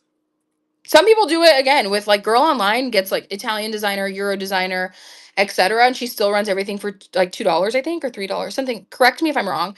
And you build up that audience, but I guarantee you she took L's initially when she was first starting to build it, because people don't know you yet, like, and just because you have a lot of, literally, just because you have a lot of people in your live does not mean people are going to bid. Like, that's also a huge thing. And I think especially if you're somebody who is like me, who is very much a personality seller, who is very much a yapping seller, you'll find that sometimes it can be a catch 22, because as much as you are like, perfect, my personality draws people in and people want to buy whatever, I also have shows where I may have 60 people watching me, and I may not have people really bidding on shit, because they really just want to watch me. They want to hang out, they want to kiki, we're besties, we're cutting it up, whatever. So sometimes it can be a catch 22, and that is hard, especially if you're, again, like me, more of a personality girl, because I enjoy yapping, I enjoy doing what I do, but like that does not pay the bills. You know what I mean? Yes, that's what I'm saying. I sold a Scala dress on here for like $70, $78 or something like that, $80. And like, obviously I could have sold that probably for like $200+ on a different platform. So you kind of do have to decide, like, some pieces I'm going to hold on to, some I'm going to sell. And I'm not the seller actually to really give advice on that, because I only sell on Whatnot after previously selling on like eBay, Depop, Mercari, etc. But it is definitely, what's the way to put this? I'm still figuring out, like, are there certain pieces I should reserve for the other ones and not bring to Whatnot? But then again, you have to have enough volume to like be able to decide that. And I feel like really a lot of my contentions with Whatnot come down to that. It really is a volume game. Like, it really is a volume game. And as somebody who has really solely shopped at the racks, it's like so unsustainable. It's hard. Yes, I love studying the app too. It's so interesting. And I work I didn't work in marketing. I have a radio and television production degree, but I worked for a business that did only applications. So like App Store, Google Play Store, like actual physical like phone apps. I worked for a digital marketing agency that not only created them, but obviously marketed them, boosted them. So it's so interesting to see how the app has grown, how the usership has grown. There's a lot of scale within Whatnot. Like, there's so much room for growth. This is truly the perfect time to get on. If you believe you're going to be a Whatnot seller and you want to do it and you want to make money, get on, like, do it. However, there's obviously going to be a lot of like learning pains. And as I've said at length at this point, I don't believe your goal should be to be full time. I would say you need to like build it up, see and understand what's working for you. Like, I probably should have started, got a cadence, figured it out, and then quit my job and like figured those things out. But again, hindsight's 2020. Like, we learn by doing. Learn by do. Um, but yes, I 1010% agree with you, sexy. You literally need to, like, Giselle's completely right. You need to literally watch people, study people. I was on the app for like a month just watching, looking, seeing what people's thumbnails look like, seeing the times that they were going to go live, seeing how they had their bio set up. I YouTube stuff. There's not a lot of YouTube videos. I feel like now there's like people are starting to make YouTube videos because Whatnot's becoming more poppin'. But I agree with you 1010%, Giselle. You just have to study and you have to look and you have to really like try, like just try, pivot. I feel like it comes back to those things again, like pivot. Be able to be like, okay, I changed my bio like 60 times. I changed my bio so many times. I changed the days that I had shows. I changed the times that I had shows. I changed the length of the shows. I changed my thumbnails, if you guys noticed. Before I made them a bit more cluttered, and then I realized, you know what, people just want to see like a hot, cool Pinterest pic or like things that are going to be in your show, like the vibes. And maybe like sizing. So you'll notice all my thumbnails will say like these sizes I carry, this is the mix, whatever. So just stuff like that. Like I really was just a sponge. I'm still a sponge. I still will take things from people's lives or whatever. Like, you know. So I think being on it is important. Now I see a lot of people that are like, oh my God, like Whatnot makes me broke. As a seller, I don't feel like you should shop a ton on Whatnot because I feel like then again it kind of like is counterproductive to what your goals are.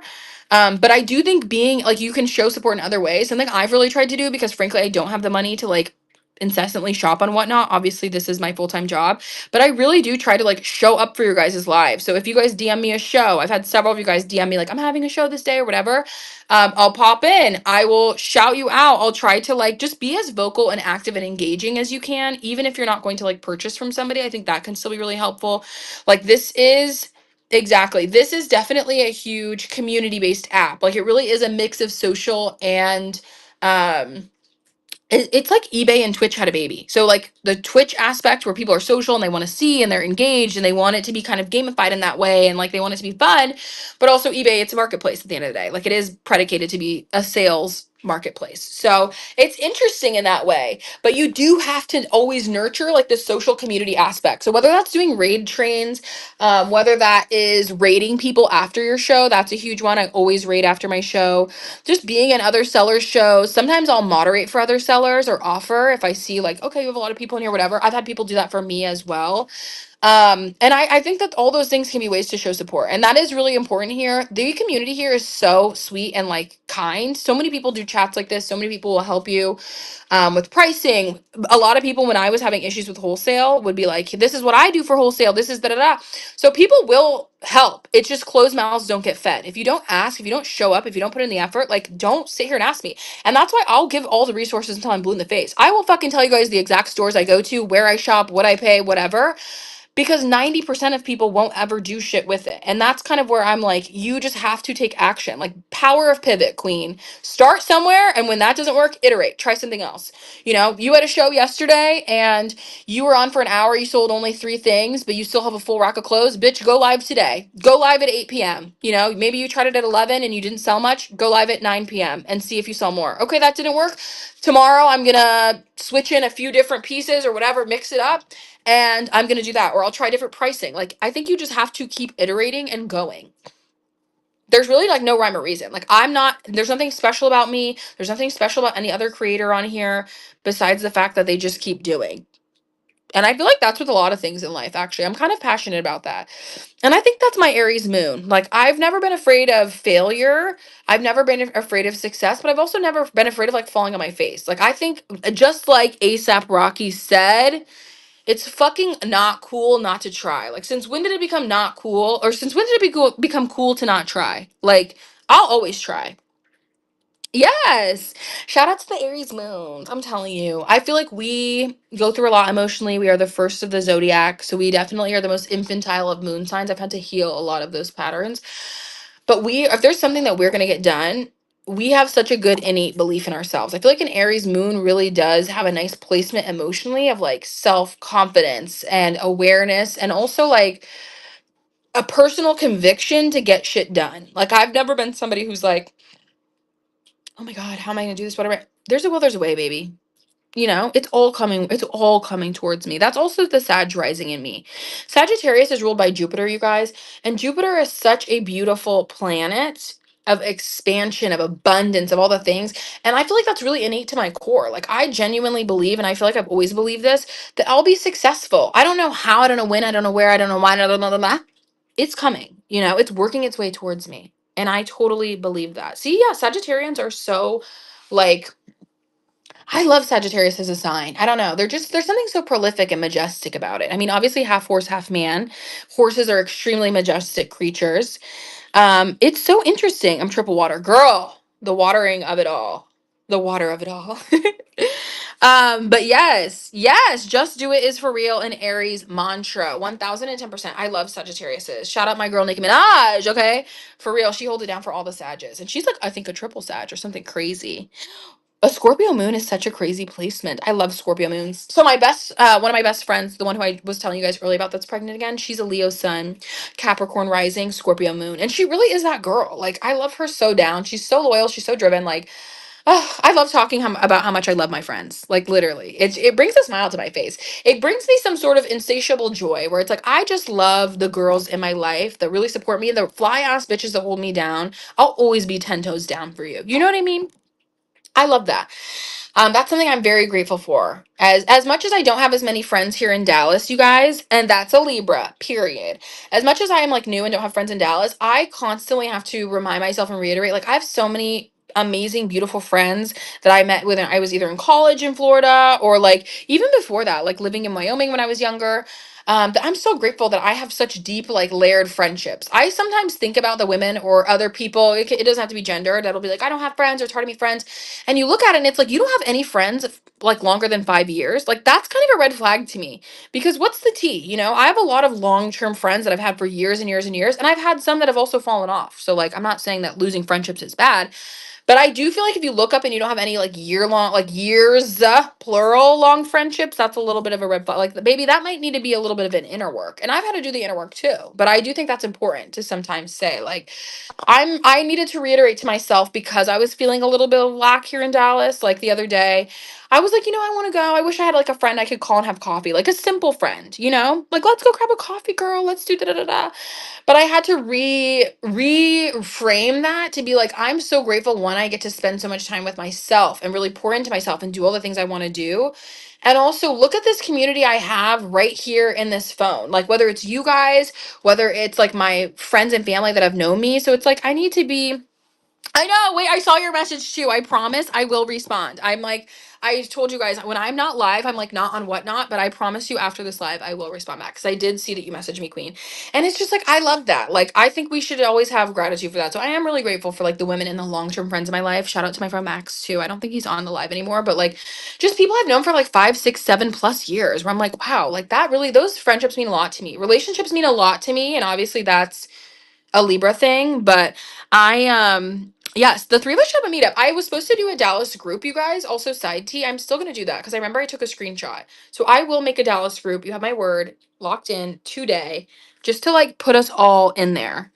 Yes, I was gonna say I knew that Giselle, you're here. I know Macy's obviously here too, and I took a picture. I think Carlos is here, but I will put you in the group as well, and we'll just do like a Dallas group because maybe we could all meet up and like just have a chill lunch or something, you guys. Like I feel like I see so many brunch places and stuff here too that I want to try. Also, Tea Monkey Bar.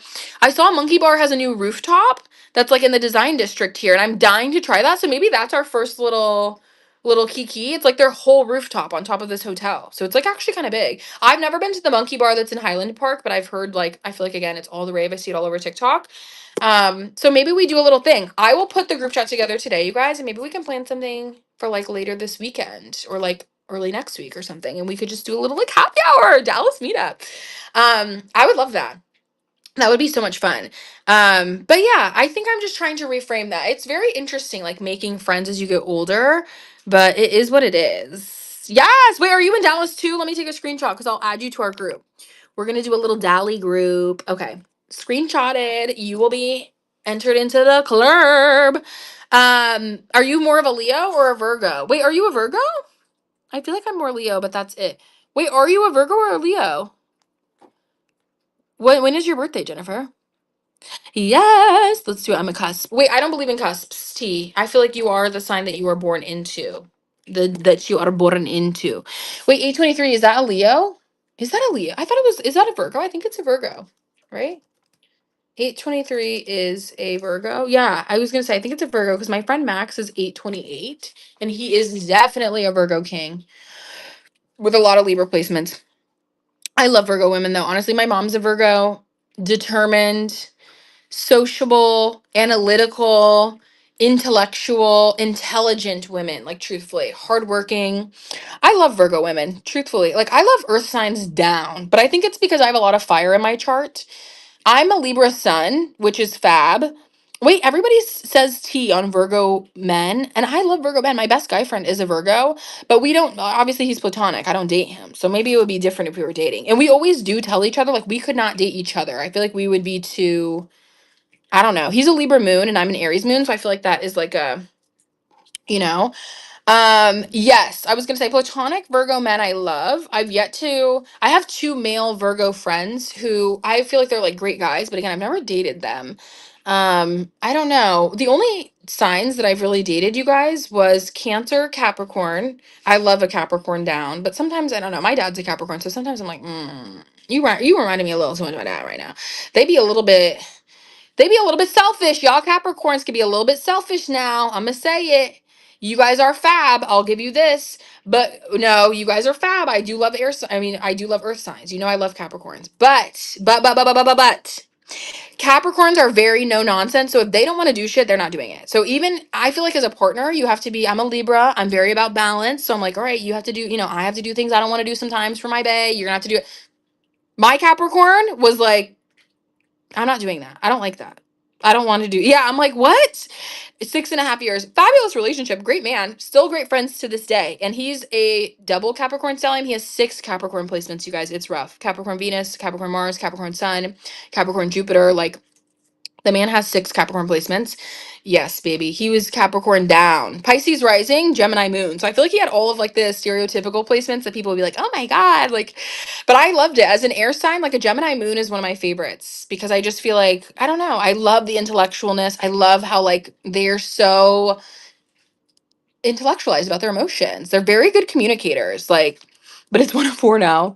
Girl, yes, it's too hot. I love that. Cap Sun Gemini Moon. We love that. Wait, what's your rising? Are you a Pisces rising too? Are you my ex? I'm like, wait, are you on a burner account? I do I don't know. I love Capricorn placements. I think a Capricorn Venus. I'm a Leo Venus, so I love a lot of love. I want, I like somebody who's obsessed with me, whatever. He was a Capricorn Venus, you guys. I feel like it was too AT. This man told me he like was in love with me like 3 years after dating. You know what I mean? So that is a true Capricorn Venus. Like, honey, it took full circle. When we came all the way around, we dated for 6.5 years. When I broke up with him, I have never seen somebody so distraught, so upset. I'm like, I didn't even realize you love me this much. Like, damn. So I feel like they really hold a lot in. Like, Capricorns are not going to show you all their cards. But honey, when you leave a Capricorn, especially after a long time, baby, I feel like we're for lifers. Like, we're locked in for life. We'll always be friends. He'll always be in my life in some way, shape, or form, although not romantically. But I was like, oh, I've never seen somebody. It was like I murdered someone. Like it was really sad. I felt like almost guilty. Obviously, as a Libra, I'm like, no, 1,000%. He will still tell me to this day, like, you're the only person I've ever really loved. Mind you, he has a baby and a girlfriend. I don't want to get into it, but yes, I feel like he's very, yeah, I'm like, okay, there you are. But no, trust me, it's always there. And I feel it, he's one of the deepest loves I've ever had. I've only been in love with 2 people in my life, one Cancer and one Capricorn, which clearly shows you I had mommy and daddy issues, as those are the mom and dad signs. But we're healing that, and that's why we're not in a relationship with either of those people anymore. Both great men, both fabulous people. But yeah, I could see areas where I was like, I'm kind of a glutton for punishment. Like, obviously, I need to heal these wounds because, again, I felt like in that relationship, I had to really I felt like I had to like work for love. And then when, as a Libra, we will give you so many chances. I will try, try, try. I want it to be balanced. Especially with somebody I love, like, especially with somebody I love. But when we're done, we're done. And that was just not what that man wanted. Just got the dress. Yes. Cherry, I hope you love it. And I hope you love the new matchboxes, you guys. My BF is an Aries. See, I've heard that Aries is like my placement, like a good one for me. I could see an Aries. I love like to be loved out loud. I think that's my Leo placements. Like I'm a Leo Venus and a Leo Mars, so I love to be loved out loud. Like, and I love out loud. When you're my man, I'm Mrs. My man, my man, my man. You know what I mean? I'm Mrs. My man, my man, my man. So I need that in return. So like the girlies that be dating men that hide them, or it's like they don't even know. What are you talking about? Exactly. I'm a Libra sun with Leo placements. I have Libra sun. That's my only air in my chart, actually, which I love. I actually really love it. I'm a Libra sun. I have a Sagittarius rising, an Aries moon, a Leo Venus, a Leo Mars, an Aries and Saturn, and then my Jupiter's in Capricorn, which is why I know I'm going to be, I feel like that's where my belief of like, oh, I'll be successful no matter what comes. The Jupiter and Capricorn. Now, do I know it's going to take a long time? Capricorn is a slow sign. Jupiter is obviously a slower moving planet, but Capricorn is ruled by Saturn, which only turns every 27 years. So I know it's going to be a slow grind, but I've always known I would be successful. Like I'm like working my way up the hill, you know? I let go and let God. It's coming to me. I'm not selling anything today, Issy. I'm literally just yammering and yapping, and we're talking about zodiacs and things. But yeah, I don't think that that's a bad thing. But I have a lot of fire in my chart, so I feel like I need somebody who has a lot of earth in their chart. Hence why the Capricorn and I worked out so well because he had so much. Yes, because he has so much. He had so much earth, I had so much fire. But like my last ex, the Cancer, you guys, he had so much water and air in his chart, and I feel like that's where we were not aligned. Like my fire and his water and air was just not mixing, you know? So I do believe that there's like levels to that. I'm curious. I'm not dating actively right now. I'm not like I've no there's nobody on this roster. There's no one. We're singular. It's just us right now, which I'm grateful for. I actually am very happy. Because I don't feel like I'm gonna put myself out there. Are you guys on dating apps? Like let me know. If you're still on the dating apps, please let me know. What's the vibe? What's the climate? I tried and the OG girls know. I tried for like a week and then I deleted it because I can't do it. I don't like approaching men. I mean, I will, trust me. Y'all know my personality is bold, but like I don't believe in approaching men. And I just feel like the men, even on the apps, want you to approach them. They're like I liked your picture, and then they want you to like come up with a conversation and do XYZ. Baby, what? If you want to be a princess, just say that. But that's not what's going to happen over here. So I also just don't believe my husband's on the app. I'll be honest with you. So I don't know. We're eyes closed, just swanging out here, girls. And I'm hoping that one day, you know, my husband just hits me in the face and it's like, oh, bam, this is it. And I'm sure that's how it will happen. But right now, I feel like I'm just so focused on myself that it's like, I feel like it'll happen eventually, you know? I feel like as long as you're like, I know everybody says that they meet their partner. Coco, everybody says they meet their partner, dude. Literally, everybody says that they meet their partner on the app. Thank you, Busy Lady Vodka, for the raid. We're just yammering, you guys. Hello, Bohemia Collective. Hello, my love. I haven't seen you in a minute.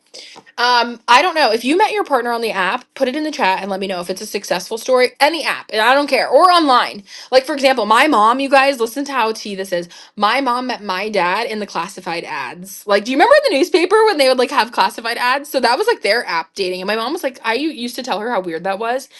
And she was like, "Oh my god, like that was the norm, Janae. Like we didn't have apps. We didn't have apps." Well, I said, "Oh, bitch, you were ahead of your time. Okay, Miss Ma'am was out here, and I love that for her. You know, met him when I was about to shut it all the fuck down. That's what I'm saying. Oh my god, and congratulations on your upcoming nuptials. That is so beautiful. I am not a hater, so actually, I almost like put a video together. I am not like a hater in that way at all. I totally like believe the apps can work. I've had several friends, two friends that have gotten married off the app. So like trust me, I've seen the proof is in the pudding, but you do have to be willing to kiss a lot of frogs, I feel like along the way. I've had one friend who ended up like the first person she matched with was literally her man, and I was like, "Oh, you're so fucking annoying." You know what I mean? Like of course like the first guy that you match with would be your man. Honey, I'm like curbing these men left and right. So, I don't know. I think it really depends. I'm just right now in a space of like let go and let God. I'm not going to put myself on anything. I'm not like approaching men, I'm not doing anything. I feel like I have so many other like things that I'm trying to iron out in life that I'm kind of just like, a man is the last of my problems, okay? So we'll see what happens. I'm not saying never, that I would never go on it. They also do like speed dating things here in Dallas. And I kind of thought that would be fun. Like even to just like make a TikTok video out of it. Obviously not like for me to like show the people and like whatever, but just as like an experiment. I'm all about a social experiment. So sometimes I'm like, you know what, maybe you do try like these random little like speed dating things, you know, like wouldn't that be kind of fun? So we'll see, girls, we'll see. I'll let you know if I do end up doing anything like that. But shout out to y'all if you met your man on the apps, like shout out to you, because I feel like it takes diligence, and it honestly like, yeah, I feel like you could really find good people as long as you're like willing to do the work to look. Um, that's what I'm saying. And then we rekindled in 2022. See, yeah, like that's cute. And I love a rekindle. I don't like when people are like, "Oh, you can't date people again." I don't subscribe to that. Let me know if you guys agree. Do you agree in like dating, like redating somebody? So let's say for that exact example, I feel like as long as there's like some space in between, and I'm not talking like, "Oh, we took 2 months apart and then we got back together." No, I think if you're like exes, and especially if there's like years between you guys getting back together to where you've had the opportunity to like grow and learn and just like, you know, like you had separate boyfriends too. So you were able to like be in different relationships. And I feel like relationships are truly the biggest mirror to ourselves. That's like where the most amount of growth, where the most capacity for growth is in our lives, I believe, is in relationship to people, because they mirror the little triggers and things that you really need to, the rough edges that you need to smooth out in yourself, you know? So I do think a lot of growth can happen. But I don't think it's wrong to like get back with exes or whatever. If they, especially if they've not like done anything to you, like I've never had any exes that were like doing me dirty or dogging me out or whatever. So I'm like, I don't know. I never understood when people are like, oh my God, you're gonna go back. It's like, bitch, he was good. Like, what you talking about? You know, it's been 5 years. He's grown. But that's only if they've grown. Obviously. Don't be giving these men a mile, girls. Don't be giving this men a mile. I love doing stuff for the plot. No, that's what I'm saying. Yeah, I'm not approaching any men. We've talked about this in my live yesterday. I'm not an approacher. I used to be, because I am very like Gomez. Oh, okay. Sorry. Somebody else. They need to stop sending me messages. I used to really be like that girl. Like if I was out at a bar and I saw a man, honey, I would be giving you the eyes. I'll give you the looking down. I might go over, but now I'm not doing that. You know, I'm waiting. You know, I'll be receptive if a man like smiles at me and is, you know, nice and hot and whatever, and I want him to approach me. I'm obviously going to give off the energy that I would like to be approached. You know, I'm smiling, I'm making eye contact, etc. But I'm not going up to them anymore. I think that we've done too much. We've gone too far. We've course corrected too far as women. I'm like, we need to sit back. I think this is one of those let go and let God things. And if the man has the goal, the confidence, whatever, the charisma to come up to you, then I feel like it's meant to be, especially for the type of man I'm looking for. Like, I just don't want a timid, mind you, I just got off of a water sign relationship. So I feel like I just don't want somebody who is, and timid's not the right word. I'm very assertive, and I feel like I need somebody that I feel like is assertive in that way too. Like it makes me feel like, all right, I could take a step back, sort of a vibe. So I've realized I was not attaining those type of men because I felt I was already like too, you know. So I'm just trying to like relax on that shit. Being open to redating is good. Yes, yes, yes, yes. Early 30th, I don't think it would work. Stay open. That's what I'm saying. Like, I'm not ever gonna close it out. I don't think that I don't know. I'm a very deep lover, and I feel like that's the Libra in me. I think that's so many things. And the Leo in me, like, oh my God, the Leo Venus of it all. I'm such a deep lover. I'm so deeply loyal in love. So I feel like I'm 28. I've only had two like major loves of my life. I'll always love these people. They're great men. They are great men, whatever. So who's to say if they didn't, you know, have some growing, and like you said, in a decade or even 5 years, whatever, we rekindle. I just don't know why people put so much of a like a negative connotation on that. I'm like, at the end of the day, you loved this person for a reason. And obviously, I think a lot of people use the expression like it didn't work out for a reason, it didn't work out for a reason. And it's like, but those reasons can be so temporary. Like sometimes we put such a huge just emphasis on like, all right, it didn't work out this time, like that's it, and we kind of discard people. But if somebody really is like a genuine good person to you, and maybe there are situational things or areas that they need to work on as an individual that are not allowing them to be a good partner in a relationship to you right now, but I fully believe people can change and do the work if they choose to themselves. So if they're not changing for you, but if they're changing because they want to change, they want to be a better person, they want to keep growing. And I actually saw a video about this earlier this morning on my morning TikTok scroll. saying that, where it was like, you want a man, like the first quality you should look for in a man. And I feel like this is so pertinent. Like I felt like this video was literally saying exactly what my thoughts were, especially my last relationship. Because a lot of you guys have even like messaged me privately, like, oh, you always say how good they are, how good your exes were, like what was wrong, sort of a vibe. But the biggest piece is if a man is not willing to like level up for himself, and I mean level up emotionally, spiritually, like not just financially. Every man I've dated has been financially great. You know what I mean?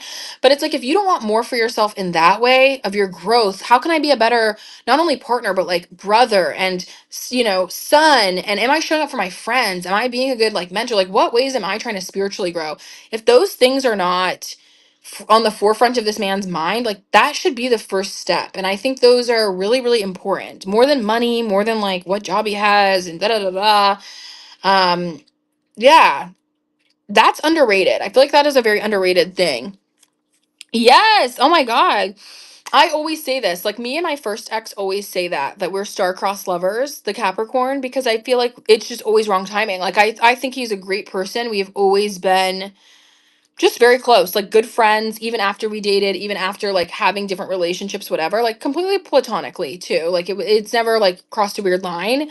And I think that yeah, it can just be that. Like sometimes it really can just be the wrong timing, and like life is very dynamic, so you never know. I think it's so beautiful too when you see love stories like that. Like I'm actually always going to be a hopeless romantic, so I'll always cheer on people. Like if you love somebody in your early 20s or whatever and it didn't work out and then they get back together in their 30s and are able to live a beautiful life, like that's so beautiful. I love, sometimes you do need like time apart and space to grow and to understand. And I think we really underestimate the whole idiom of like you don't know what you have until it's gone. Like I have learned so many lessons through losing things in my life or like having things leave my life, etc. So I definitely think that can be the culprit sometimes. And we all learn that. Like men and women, I feel like sometimes people make it like a male thing. Like they have to lose something to do it. I'm like, girl, as a girl, I've had to lose things as well, whether it be friendships, opportunities, men, or whatever, to learn that like that's not for me, or that I do actually want something and I need to be more proactive to go after it. But yeah, girls, dating is hard. Dating is hard, but dating is also not hard at the same time. I think as long as you're like open and receptive, I'm open, my energy's open. I know that I'll meet the person when I meant to, and until then we're going to keep going. We're going to keep on keeping on. I'm not really in a rush either. I feel like at 28, like I'm like, I'm literally just a child. I'm just a little feti. I'm not in a rush to have to settle down or like live with somebody again or any of those pieces. Guys, I'm so excited about this curly weave. I could throw up. Like, I'm so excited. This is my perfect one. Malika Terry. I know you guys are going to be like, bitch, we've seen 10 of them. I know. Bear with me. Like, perfect, right? Can you guys see her? Stop. I'm so excited. I cannot wait to show you guys the extensions. Let me save this to my sew-in inspo. I have a sew-in inspo board and I'm obsessed. I'm obsessed. Okay, queens. I must go to the post office to send off your beautiful packages. And then I think I'm gonna watch Love Island. I love you bitches. I hope you have a fabulous Friday. I might see you later today for another yap. Or if not, I will probably see you tomorrow. Because you guys know I'm live every day. Please follow. I will follow back. If you live in Dallas, Texas, I will put our little group chat together so we can all go to Monkey Bar and have a little cocktail. All right, bitches. Love you. Enjoy the rest of your day. Let's go raid somebody just as like a quick little raidy raid. A quick little raidy raid. Let's go to lunch break, my girl.